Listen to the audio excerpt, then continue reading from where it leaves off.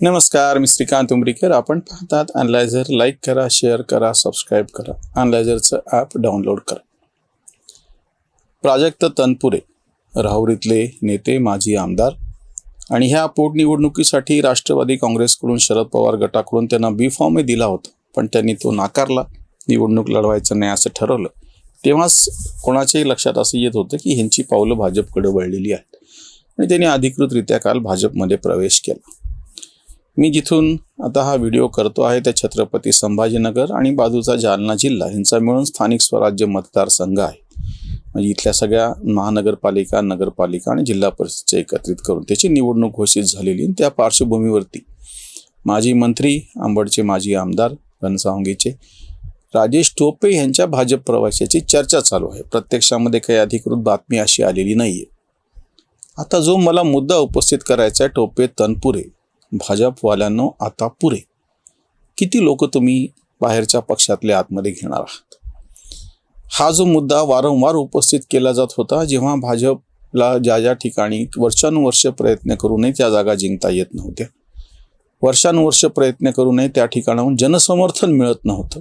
सगळे प्रयत्न केले, निष्ठावान कार्यकर्ते सगळं असून सुद्धा राजकीय दृष्ट्या यश मिळत नव्हतं. आणि राजकीय पक्षाच्या बाबतीतलं एक दुष्ट चक्र असं असतं की यश मिळत नाही तोपर्यंत लोक तुमच्याकडे येत नाहीत आणि म्हणजे पुन्हा तसंच. आणि मग समजा ते लोक यश मिळवण्यासाठी जर काही तडजोड केल्या तर तुमचे काही जे काही आहे ते तथाकथित निष्ठावान कार्यकर्ते पुन्हा तेच म्हणणार, मग आमचं काय, आम्ही काय सतरंजाच उचलायच्या. ह्या दुष्टचक्रातून सोडवणूक करून घेण्याच्यासाठी तेव्हा काही प्रमाणामध्ये बाहेरच्या पक्षातून लोक तुमच्याकडे येणे किंवा विशेषतः जिथे तुमचं बळ नाही ते स्वाभाविक होतं. पण आता ज्या नगरमध्येच राधाकृष्ण विखे असो, त्यांच्या रूपामध्ये असो, किंवा बाकीचे पण नेते तुमच्याकडे आलेले, कर्डिलेंचंच उदाहरण ज्याच्या विरोधामध्ये तनपुरेंनी निवडणूक लढवली होती, आधीची जिंकली होती, नंतर ते हारले होते, ते स्वतः त्याच्यामध्ये आहेत ना. कर्डिले आहेत, त्याच्यानंतर विखे तर उदाहरण आहेच. हे सगळे भाजपमध्ये आहेत. आता त्या ठिकाणी भाजपचा खासदार सातत्याने, यावेळेस नाही पण आधी निवडून आलेले आहेत, आमदार निवडून आलेले आहेत. सलग 3 निवडणुका तुम्हाला स्वतःचं बहुमत मिळालेलं आहे तुमचं. ते 2019ला भले नंतर महाविकास आघाडी तयार झाली, शिवसेनेने टांग दिली, तर लोकांनी निवडून देत असताना भाजप सेना आघाडीला बहुमत दिलेलं आहे. एवढं सगळं झाल्याच्या नंतर सुद्धा जेव्हा म्हणून म्हणलं की मग पुन्हा टोपे तनपुरेंना घ्यायची वेळ काय येते. ह्याच्यातून जो अतिशय चूक असा संदेश दिला जात आहे, फक्त भाजपच्या कार्यकर्त्यांपुरता विषय नाही आहे, कुठल्याही पक्षातल्या कार्यकर्त्यांच्या बाबतीमधली आता अशी बोंब होऊन बसलेली आहे. ह्याच्यात दोष कोणाचा ती गोष्ट वेगळी, पण बोंब आता अशी होऊन बसलेली आहे की नेता येणार, दुसरीकडून पक्षातून येणार किंवा आपल्या पक्षातले प्रस्थापित नेते, मग त्यांची पोरं बाळ, ही पण आता लागण सुरू झालेली आहे.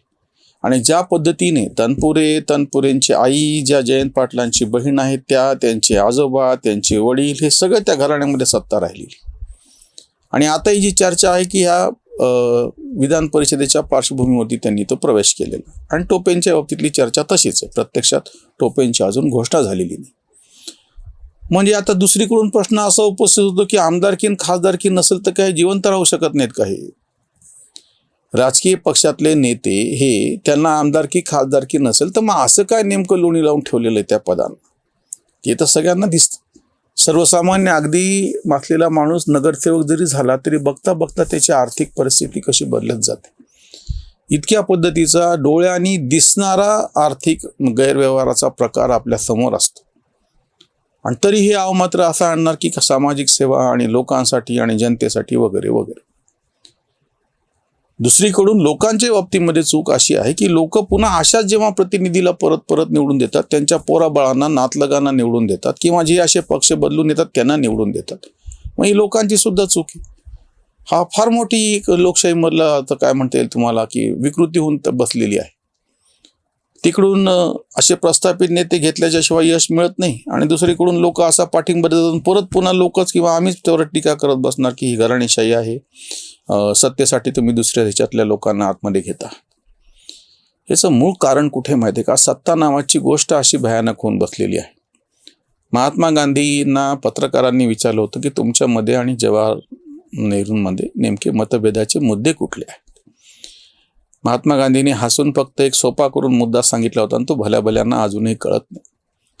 गांधी असं म्हणाले होते की जवाहरला असं वाटतं की कुठल्याही परिस्थितीत इंग्रज इथून गेले पाहिजेत, इंग्रजाची नीती राहिली तरी चालेल. म्हणजे जी काही सगळी सरकारी व्यवस्था होती, बाबूशाही होती, लालफितीचा कारभार होता, तो तसाच राहावा, फक्त इंग्रजांच्या जागी आपण जाऊन बसावं.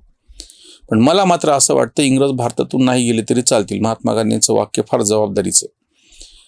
इंग्रज भारतातून नाही गेले तरी चालतील, पण इंग्रजाची नीती मात्र इथून कुठल्याही परिस्थितीत गेली पाहिजे, एवढाच आमचा मतभेदाचा मुद्दा आहे. एवढ्या एका गोष्टीतून महात्मा गांधींनी पुढं जे सगळं राजकीय संस्कृतीचा सुळसुळाट झाला आणि ती संस्कृती विकृतीकडे झुकली, त्याचं मूळ सांगितलेलं आहे.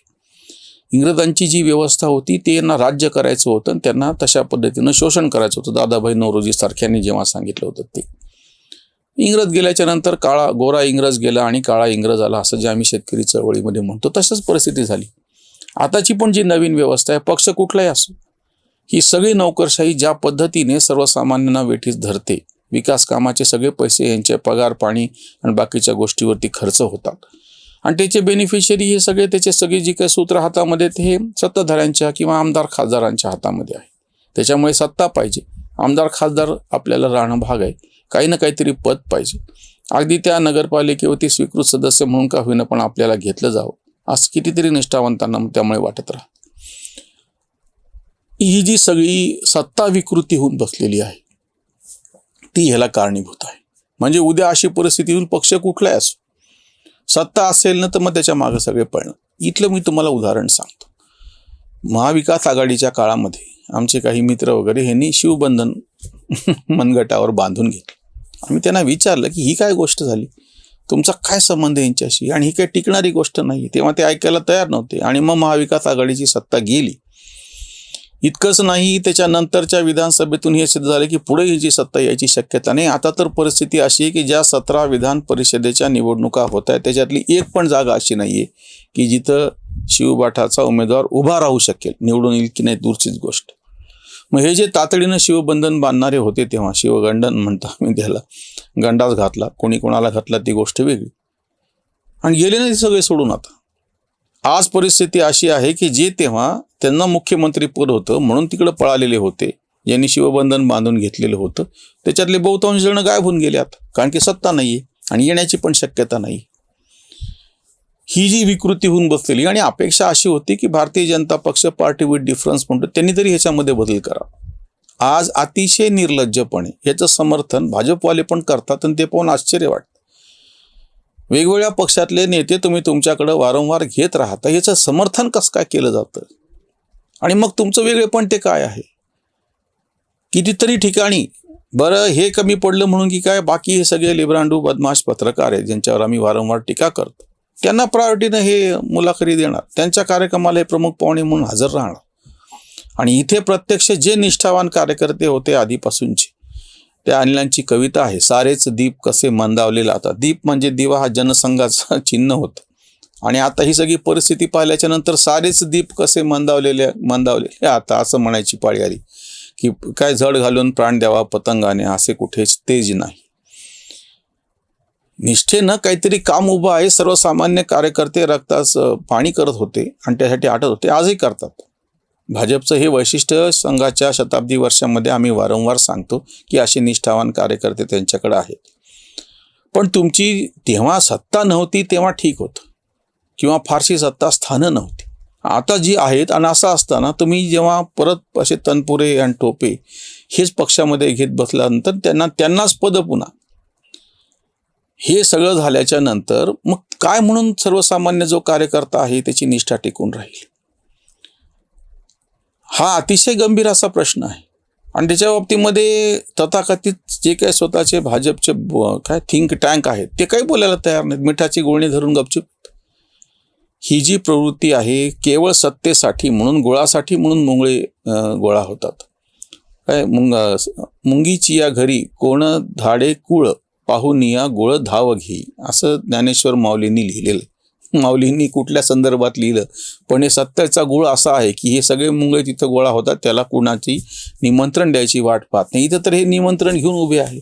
तनपुरे तुम्ही या, टोपे तुम्ही या, अजून कोण कोण तुम्ही या, रांगा लावून ते तर बसलेलेच तर हे दरवाजे उघडे ठेवून स्वागताला सज्ज आहेत.